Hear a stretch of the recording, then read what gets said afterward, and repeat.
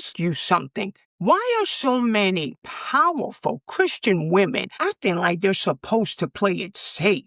Like they're supposed to be quiet, small, unseen. Listen, this message is for every woman who's ever felt like she had to hide who she is just to fit into some nice girl Christian box. It's time to come out of hiding. God didn't create you to blend in. He created you to stand out in His glory. If you stick with me for the next few minutes, I'm going to remind you exactly why you can walk boldly even when you've been holding back for years. Hi, I'm Marisol, HR executive, entrepreneur, Christian, wife, mama, and your sister in Christ. And today I want to talk to women who feel stuck, unsure, and maybe even a little invisible. I've been there too. But I found confidence, real confidence, not in myself, but in Christ. And now you can't pay me to dim my light. Let's just say it. So many of us have been conditioned to believe that humility means hiding, that confidence means arrogance, that if we speak up or shine or lead, then we're being too much. How many of us have been called too much? I have. And now I take it as a compliment versus what they're meaning when they say too much as an insult. So you, my sisters, take it as a confidence. If someone tells you you're too much, say thank you. So where did that come from? Because it's not in the Bible. Let's take a look at some of the women God used.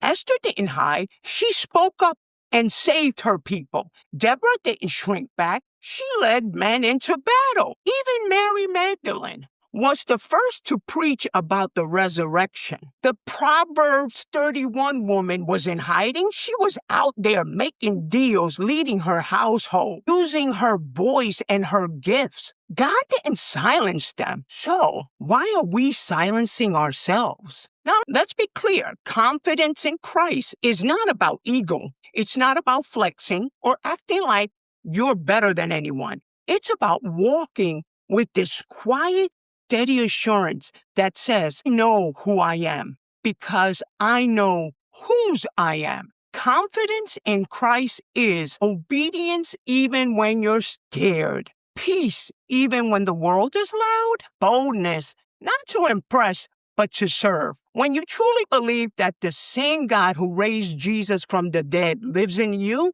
it changes the way you show up. You stop apologizing for being gifted. You stop questioning your work. You stop asking permission to be who God already called you to be. Let's be real. Some of us are hiding because of church hurt. Some of us have been told we're too loud, we're too ambitious, we're too confident. And we start believing there's something wrong with us. Some of us are hiding because we don't want to outshine someone else. Or maybe we're scared of failing, scared of what people think, scared we're not holy enough to lead anything. But listen, God doesn't call the qualified. He qualifies the called. If God put a gift, a message, a calling, you better believe He already equipped you with everything you need to walk it out. You just have to stop waiting for validation from people who didn't give you the calling in the first place. To be transparent with you, I haven't always been confident. There were seasons where I second-guessed everything, my voice, my decision, even my calling. But one day I realized this. If God made me, He doesn't make mistakes. He does not make mistakes. I started looking at the scars, the experience, the personality, the path I walked, and realized all of it was designed. God didn't ask me to be perfect. He asked me to be available. I'm confident because God handcrafted me. I'm confident because I'm walking in purpose. I'm confident because I know the one who goes before me. That kind of the world can't take it away because the world didn't give it.